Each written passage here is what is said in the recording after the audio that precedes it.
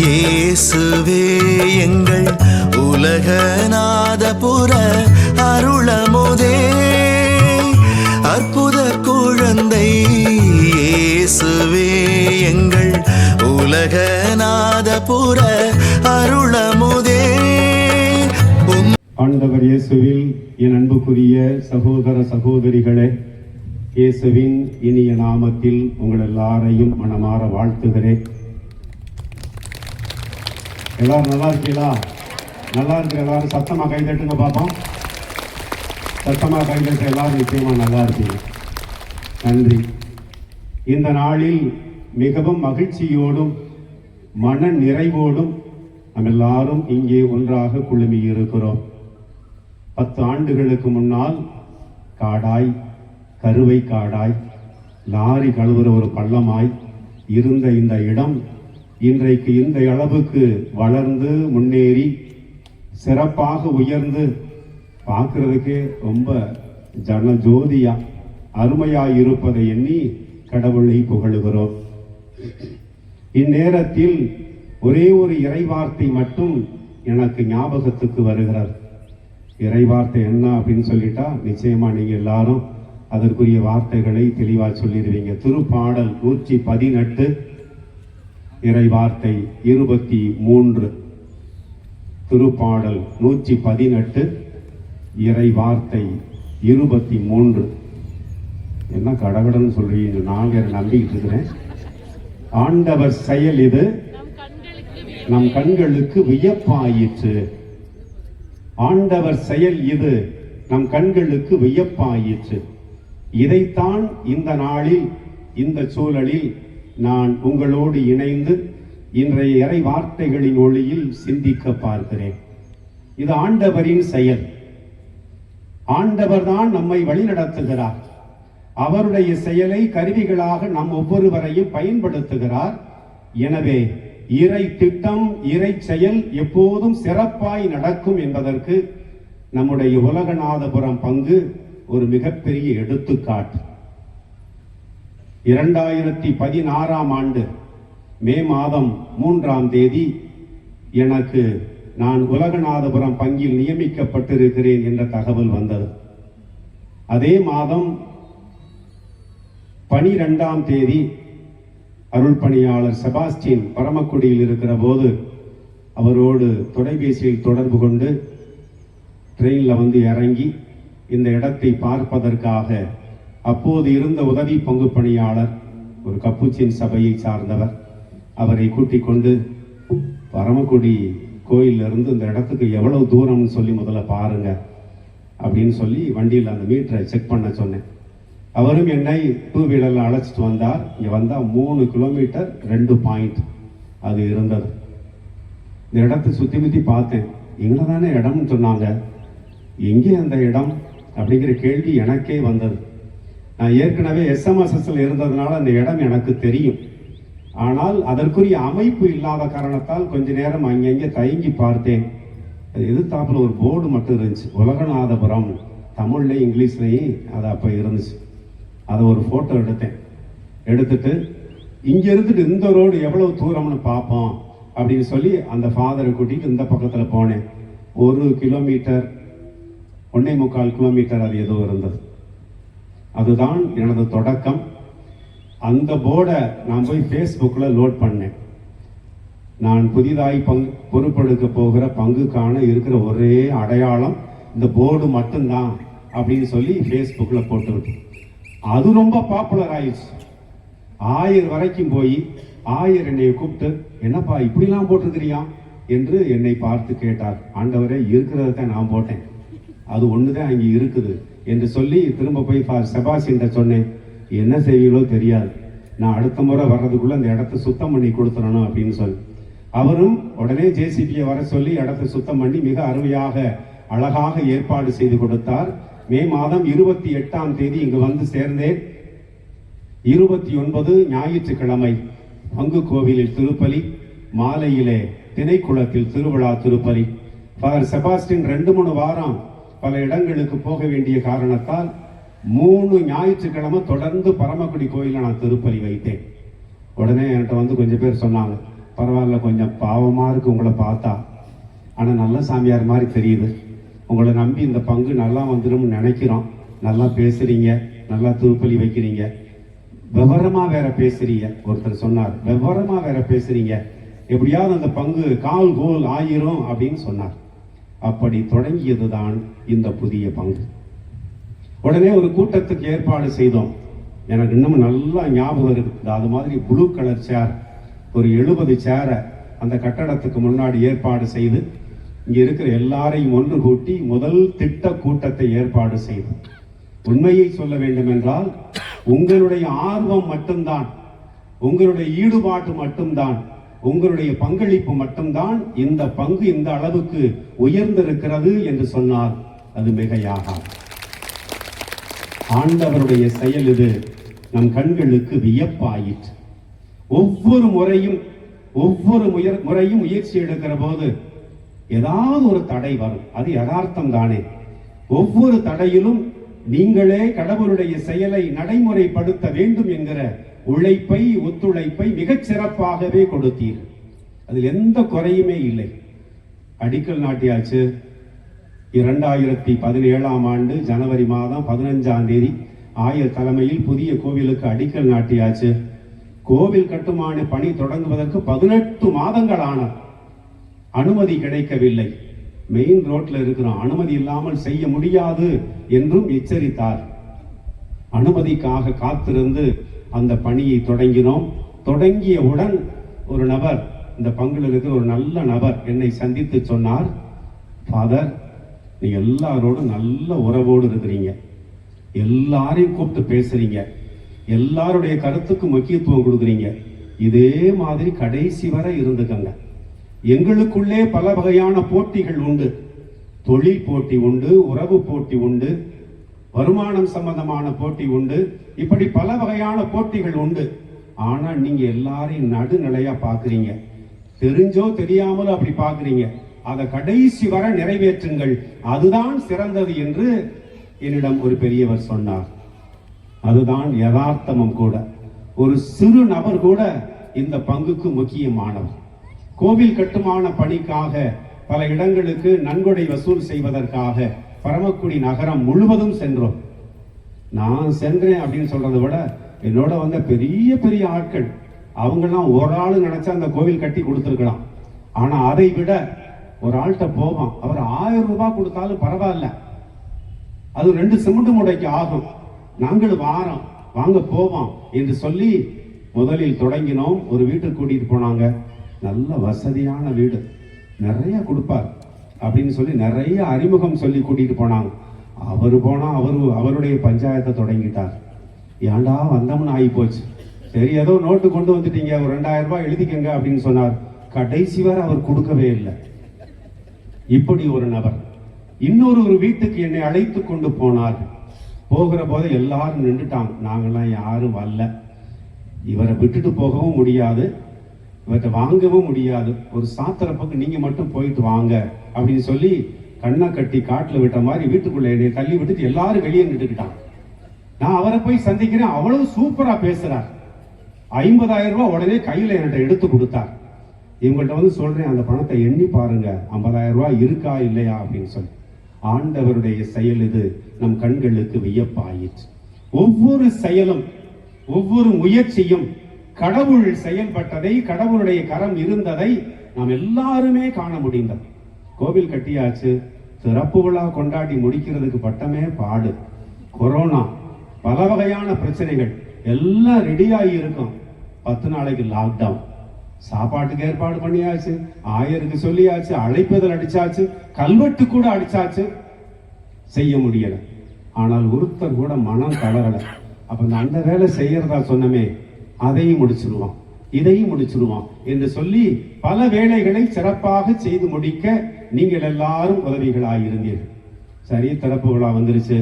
நாளைக்கு காலையில் அந்த இடம் ஃபுல்லா தண்ணி அடிச்சு சுத்தம் பண்ணி நம்ம மக்கள் நிறைய நடமாடுவாங்க, அதற்குரிய ஏற்பாடுகளை செய்ய வேண்டும் என்று இரவு திட்டம் தீட்டிட்டு எல்லாரும் தூங்க போயிட்டோம். எங்களுடைய திட்டம் வேறு. இங்க இருக்கிற எல்லாருக்கும் தெரியும், நள்ளிரவு 2 மணிக்கு சரியான மழை. இந்த பகுதியில தான் சாப்பாட்டுக்கு ஏற்பாடு செய்திருந்தோம். இந்த இடமெல்லாம் அப்படியே செட் ஆகி ரொம்ப குளிர்ச்சியா கோவில்லாம் கழுவி விட்டது மாதிரி பளிச்சுன்னு இருந்துச்சு. எனக்கு விடிஞ்ச பிற்பாடு தான் தெரிஞ்சு, நைட்டு மழை பெஞ்சதெல்லாம் எனக்கு உண்மையிலே தெரியல. ஆண்டவர் செயல்பட்டார், எங்களை வழி நடத்தினார்.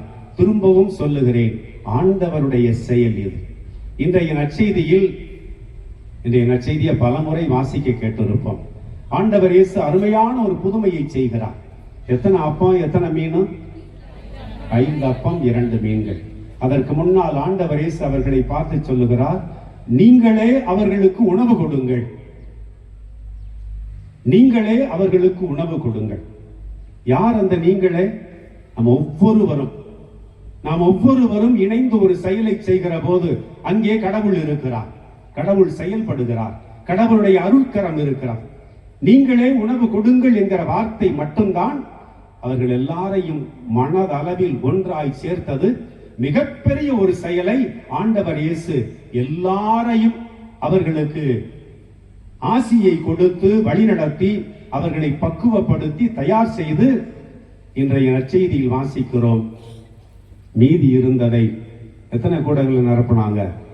12 கூடைகளில் நிரப்பினார்கள். ஆண்கள் மட்டும் 5000 பேர்.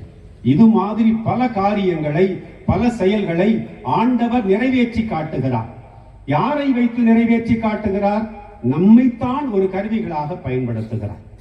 நமக்கு பல பலவீனங்கள் உண்டு, குறைபாடுகள் உண்டு, ஏற்ற இறக்கம் உண்டு, வெற்றி தோல்விகள் உண்டு.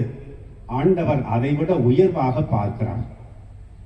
நம்மிடம் இருக்கிற சிறந்ததை பார்க்கிறவர். எதை வைத்து இந்த செயலை செய்ய முடியும் என்று ஆண்டவர் நம்மை பார்க்கிறார். எல்லாருக்கும் வியப்பு, இது முடியுமா என்கிற வியப்பு. முடிஞ்ச பிற்பாடு ஒரே ஆச்சரியம், இது எப்படி முடிந்தது என்கிற ஒரு ஆச்சரியம். என் அன்பு சகோதர சகோதரிகளே, உங்கள் ஒவ்வொருவரையும் கடவுள் கருவிகளாய் பயன்படுத்தி இருக்கிறார். முகம் தெரியாத பல்வேறு நபர்கள். இது கோவில் காரியம், இது பொது காரியம். இதுக்கு என்னால என்ன செய்ய முடியுமோ அதை நான் நிச்சயமாய் செய்ய வேண்டும் என்று ஆர்வமாய் இருந்தார்கள், ஆசையாய் இருந்தார்கள்.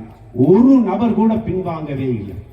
நாங்க என்ன செய்யணும் ஃபாதர், இதை எப்படி சமாளிக்கலாம்? பெரியவங்க முதல் சின்னவங்கள் வரை எல்லாரையும் உருவாக்கினோம். இதற்கெல்லாம் ஒரு பின்னணி இருந்தது.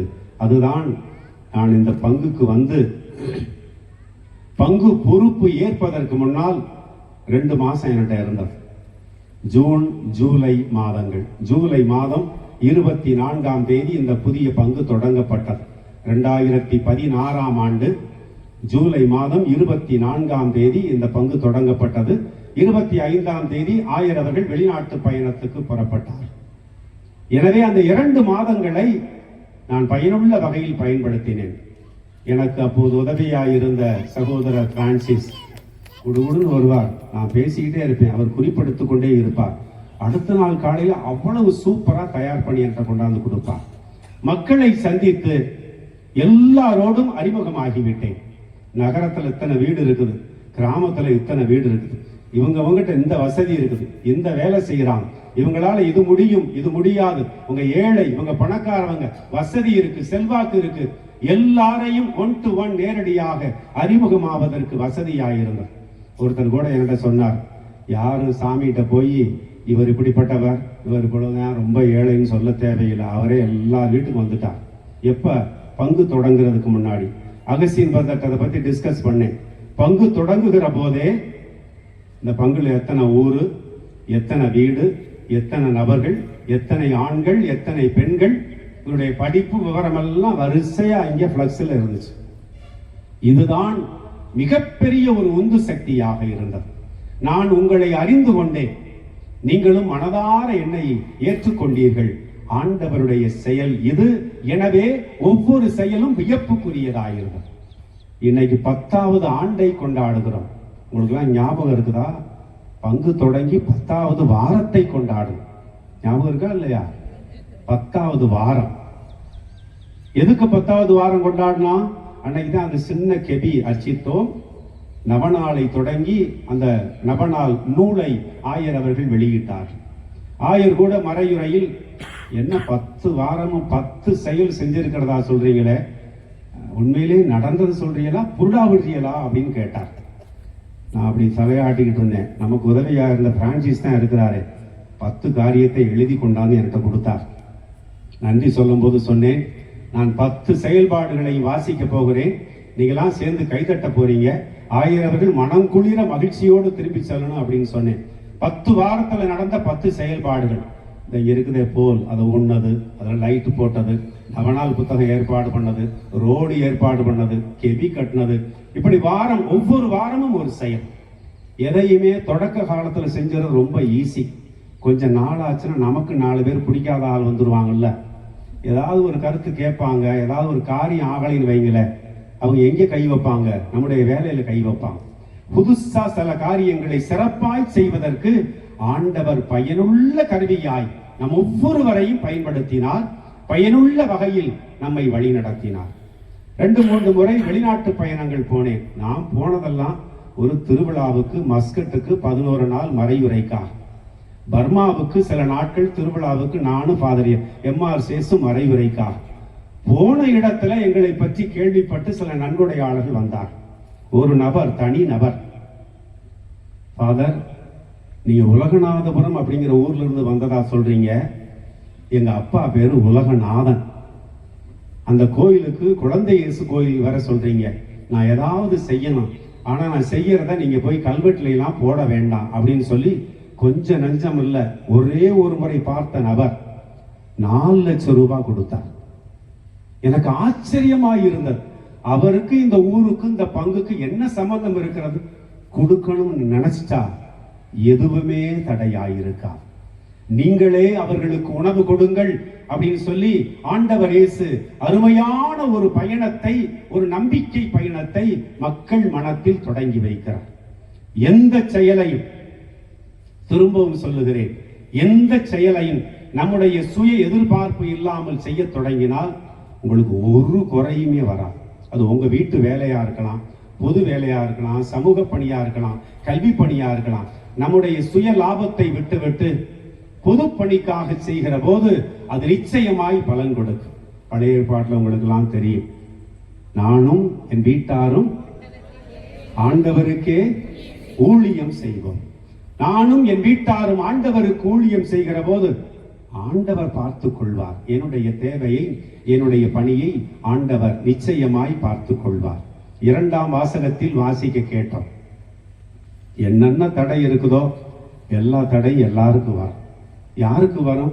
யார் மனதளவில் பலவீனமாய் இருக்கிறார்களோ அவர்களை தேடித்தான் எல்லா தடைகளும் வரும். மன வலிமையோடு எதிர்கொள்ளுகிற எல்லாருக்கும் தடைகள் வரும். ஆனால் எதிர்கொள்வதற்கான ஆற்றலை நிச்சயமாய் கடவுள் கொடுக்கிறார் என்று நம்பினால் எல்லா தடையும் மாறி ஆண்டவருடைய ஆசையால் நாம் எல்லாரும் நிரப்பப்படுவோம். என் அன்பு சகோதர சகோதரிகளே, இந்த ஒரே ஒரு இறைவார்த்தை போதும்.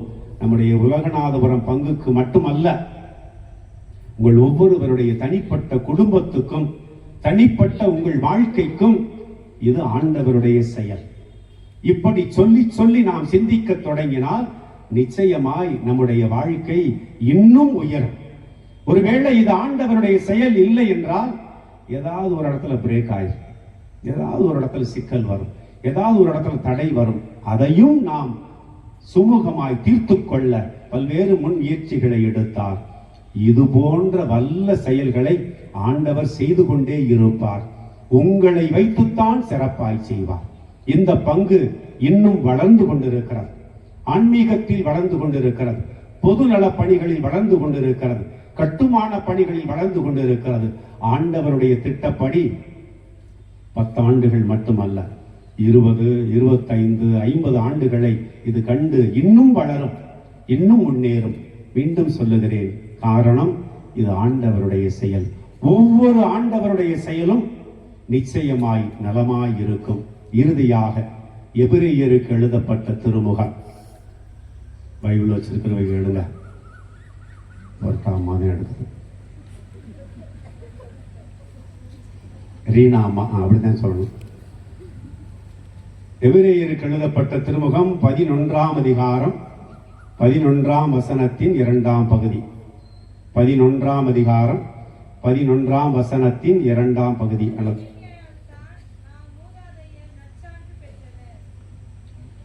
அதனால் தொடர்ந்து வாசி. உலகம் முழுமையும் கடவுளின் சொல்லால் உருவாக்கப்பட்டது என்றும் காணப்படாதவற்றினின்றும் காணப்படுகின்றவற்றை உண்டாயின என்றும் நம்பிக்கையாலேயே புரிந்து கொள்கிறோம். எனவே நம்பிக்கையால்தான் ஆபேல் காயினுடைய பலியை விட மேலான பலியை கடவுளுக்கு செலுத்தினார். 11ஆம் அதிகாரம் 11ஆம் வசனம் கடைசி பகுதி.